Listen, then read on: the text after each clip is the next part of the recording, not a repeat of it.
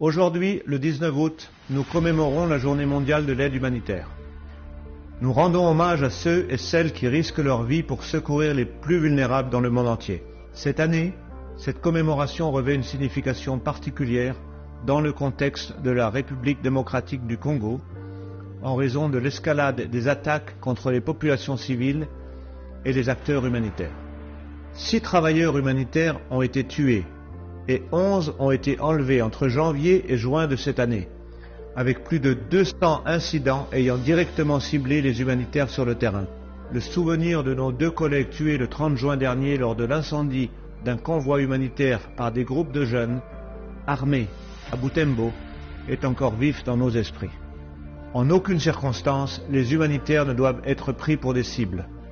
Au cours des dernières semaines, nous avons également été témoins d'une flambée inquiétante d'attaques de groupes armés contre les populations civiles dans les provinces de l'Ituri et du Nord Kivu.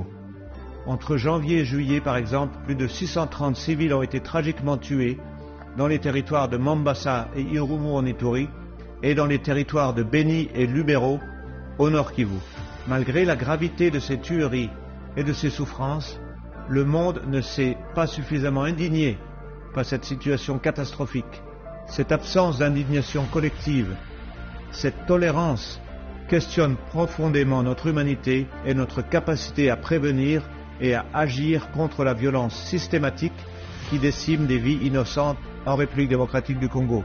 Cette année, le thème choisi pour la commémoration de la Journée mondiale de l'aide humanitaire est « Agir pour l'humanité ». Et c'est un appel à l'action. Nous devons agir pour protéger les populations civiles, nous devons agir pour protéger les humanitaires contre la violence, nous devons agir contre l'impunité des auteurs d'attaques contre les humanitaires et contre les civils, nous devons agir pour la paix. Lorsque nous échouons à protéger les civils et les humanitaires, nous mettons en péril les fondamentaux des droits humains, notamment l'accès à l'aide humanitaire aux personnes en situation de détresse. Lors de mes récentes visites sur le terrain à Bunia, à Djougou, à Goma, à Beni, à Oicha, les centaines de Congolaises et de Congolais que j'ai rencontrés ne demandaient qu'une seule chose, la paix. Amani, Amani, Amani. Ensemble, agissons pour l'humanité.